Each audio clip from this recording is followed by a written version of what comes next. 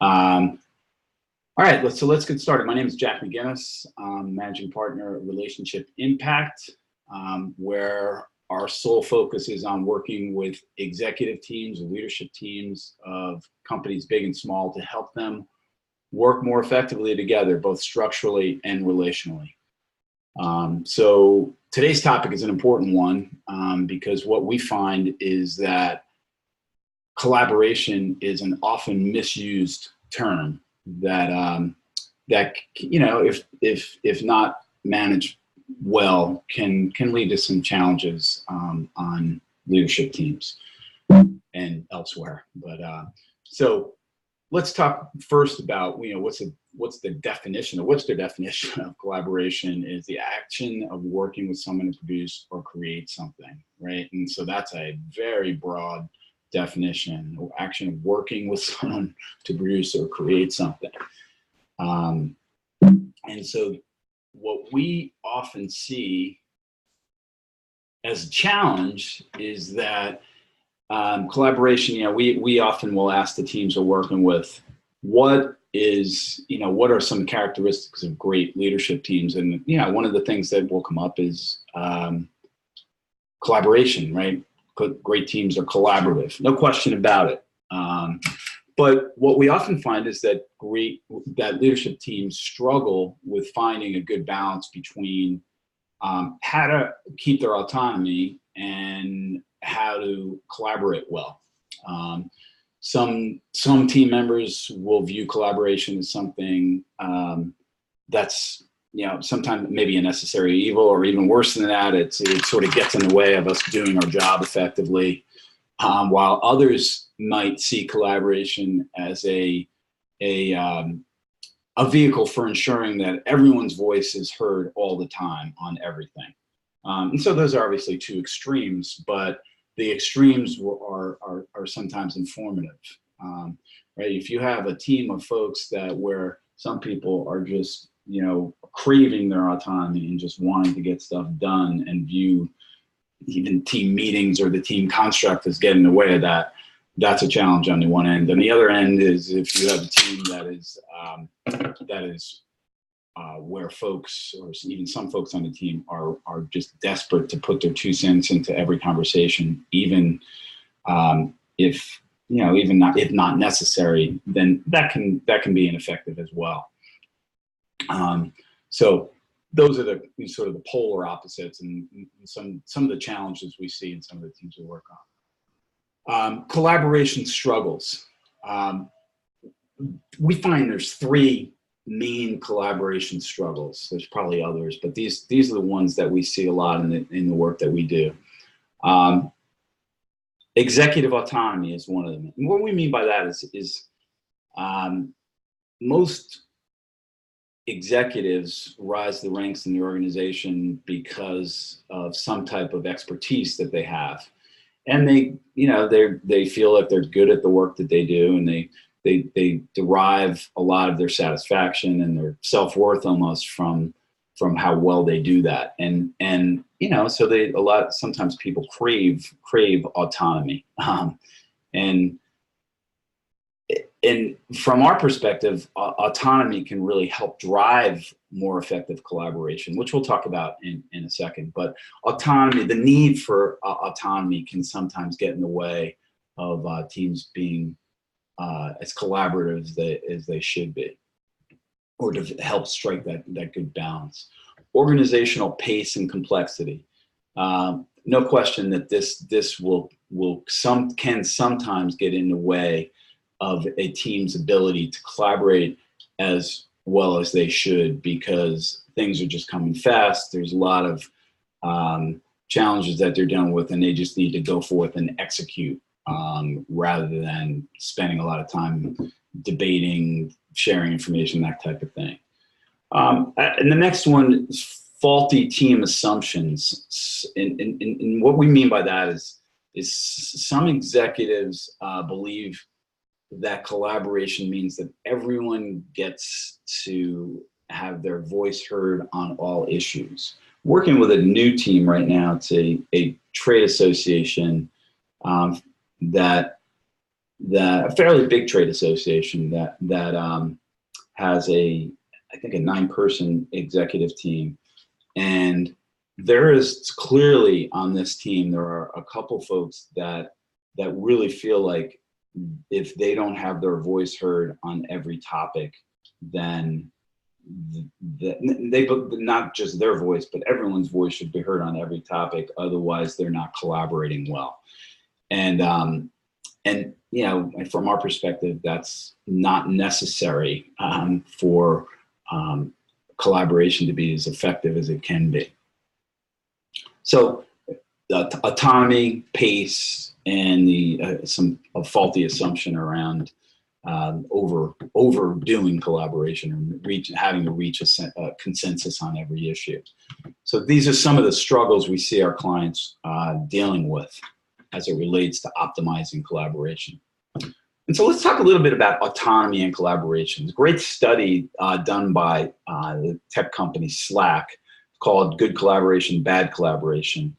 And and by the way, if you click on this image, when you get these slides, you'll be able to see the whole study.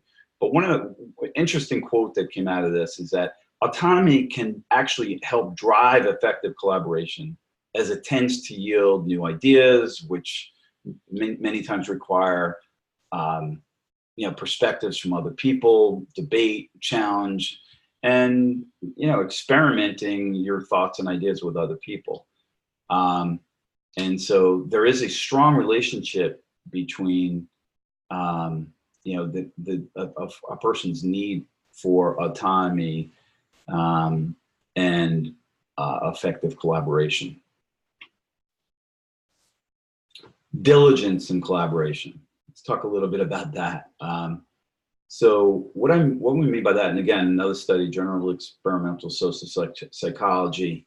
Again, click on this and you'll see a very cool study from some folks at Stanford that says that people working collaboratively are more diligent or stuck at their task 64% longer than those working individually in the same task. So this concept of effective collaboration can be, you know, according to this study, can be helpful in terms of diligence. So let's talk a little bit about what good collaboration looks like. Again, I stole this directly from this study by Slack, Good Collaboration, Bad Collaboration. And here's some of the data from that study for what makes good team collaboration. I can communicate with my colleagues easily. Responsibilities are clear on who is doing what. I can trust colleagues to do good work. Everyone agrees on the goal or outcome. We're going to talk more about that in a second, because we believe that that is an important aspect of optimization of collaboration. I get along well with my colleagues on a personal level. And so these are some of the things that, you know, so really openness to communicating, a clarity about who's doing what, a sense of trust in people's competence, a sense of purpose, and then, you know, a general feeling of affinity for the people that we work with. And so those are elements of good collaboration. So let's talk a little bit about what can be done to optimize collaboration when it's out of whack. When you have a team that may have pockets of people working well together, but you have others that are very much, you know, think the team construct is unnecessary, think having to collaborate or talk with or share information with their colleagues is sort of just holding them back from getting the job done. To, on the other side, you got a team, you know, several folks on a team maybe think that they and their colleagues should have to have their point of view heard at all costs. You know, from our perspective, either side of that balance, you have a team of people that want to over collaborate or a team of people that are overly autonomous. It leads to, you know, some challenges with, you know, how effective you are at collaborating. from our perspective, teams should only collaborate on those things that they should be working on together, and they shouldn't be collaborating on things that they don't need to be working on together. It doesn't mean they can't ask for input, ask for advice, but really important that the number one step in how to optimize collaboration is for a team, an executive team, a leadership team, to really be clear on its purpose and what from that purpose is driving the need for them to actually have to work together, and what areas they shouldn't have to work together. From definition of purpose comes, how do we integrate? How is it, we have several roles on our executive team. We understand what this purpose is. How should we be integrating to accomplish that purpose? Sometimes we have to integrate with all 8 or 9 people on the team. Sometimes it's 2 or 3. Sometimes we just go forth and execute our departmental roles, and we don't need to integrate. And then oftentimes we find that having a set of principles for, not so much just for how we collaborate, but how the team behaves together, can be helpful in terms of how we collaborate. We'll get more into that in a second. But our premise is that to go beyond the basic principles of good collaboration, such as, obviously in order to collaborate well, there has to be a sense of curiosity, there has to be some listening, there has to be some sharing information, there has to be a good give and take or exchange of ideas. But to go beyond that, a team needs to take a few important steps. And these are those steps: clarify purpose, define how we integrate, or find how to integrate, and agree to a set of operating principles so that it's clear on what we should be collaborating on and what we shouldn't. I hope that construct helps for folks. So let's talk a little bit about clarifying purpose. We've said, if you've listened to any of our other webinars, you've heard us talk about leadership team purpose quite a bit. And I'll just reiterate what we mean by that. Leadership team purpose should address the priority issues that require the team's cross-boundary expertise. Things like strategic imperatives that cut across the organization, allocation of resources. How do we get more operationally efficient? Those are some examples. And by default, a meaningful purpose will help a team understand when it's important to collaborate and when it's not. And so I'll give you a couple of examples of what we're talking about for customer by leadership team purpose. Reduce customer concentration risk is one. This is drawn from a recent client. Too much customer concentration risk. They had 3 lines of business, and to address that customer concentration risk, each line of business went out to the market with their own approach to dealing with that risk, and they started tripping each other in the market. So the essence behind this team's purpose was, how do we reduce customer concentration risk? We go to market with a common approach, right? And so their focus for 9 to 12 months was, how do we build a common go-to-market strategy that helps us reduce our customer concentration risk? And all the work they did together across lines of business and their functional areas were focused on, how do we attack that risk question? And didn't mean they weren't doing their day-to-day work and executing their lines of business or their financial responsibilities or their resource allocation responsibilities. But what it did mean is that they came together as a leadership team with a strong purpose on coming up with a common go-to-market strategy. And that informed how they needed to integrate. It informed when they needed to collaborate, and often, very, very importantly, when they didn't need to collaborate. So classic example of that is, you have a line of business that is executing on, has a delivery strategy, and that you know, they're just going forth and executing on that, and you know, reporting back to their team, but not a lot of discussion about, or a lot of collaboration was needed in terms of how we deliver in one line of business versus another. Certainly, there's times when we're learning from each other and such, but most of their time was focused on collectively working together on how do we drive a common go-to-market strategy. Another example is working with a client right now who is growing like crazy.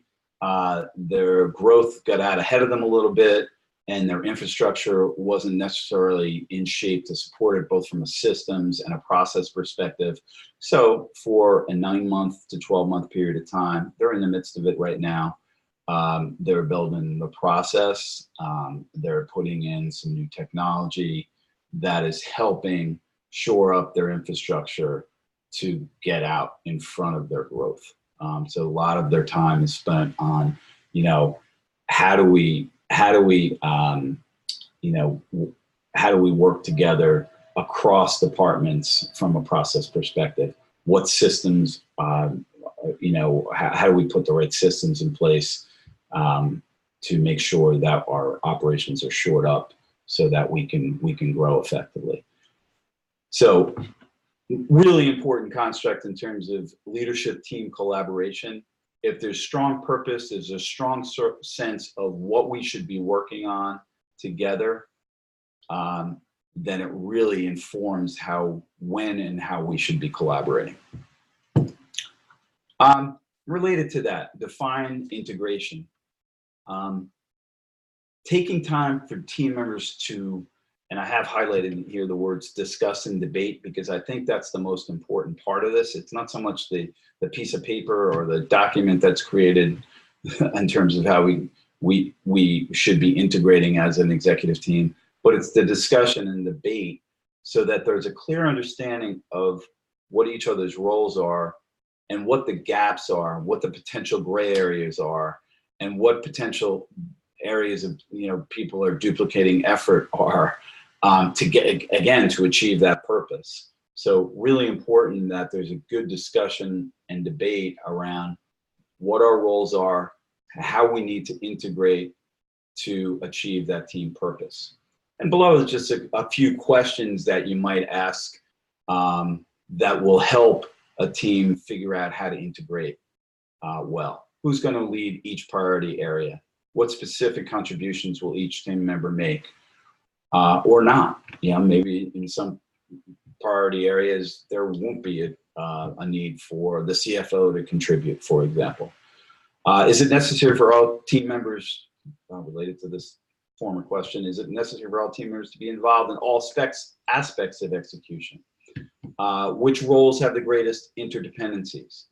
These are conversations that we often find that teams don't have, and it leads to some frustration around unintentional duplication of effort, an assumption that someone else or some other department was going to be handling this versus our department, and some, you know, potential ambiguities around, well, it's not really clear who should be handling this versus that. And so if you don't have these conversations, it's hard to identify what those gaps are. So finding purpose, finding how we integrate, and then finally, you know, this doesn't have to be a big deal, but if a team doesn't collaborate well, it's really important to identify what's getting in the way of folks not collaborating as well as they should, and to identify what are a couple of principles that we're going to identify that might help us collaborate more effectively. So just a few examples of leadership team operating principles that we've seen. We'll communicate articulately, meaning, you know, it'll be clear of what we're saying directly and respectfully. We'll actively listen to each other. We'll receive feedback maturely. So for example, if someone says, you know, in terms of our purpose, in terms of how we discussed how we're going to integrate to achieve that purpose, it seems like we're trying to drive for consensus on this issue when it really doesn't fall within the purview of the team to be making a decision on this. It's Department X, right? And so we don't really need to be debating this. So that kind of feedback is really important, and maturely is the key word. Is how do we receive that feedback well? We'll operate with a team first mantra, meaning, you know, we're out for the good of the organization versus just my individual department, for example. So those are some ideas, some potential principles that can help a team figure out how to collaborate as effectively as they should be. What we see is over time, through the debate and through the discussions that teams have, they develop a better sense, or more intrinsic or natural sense for when they need to collaborate and when it's in the best interest of the team to work independently.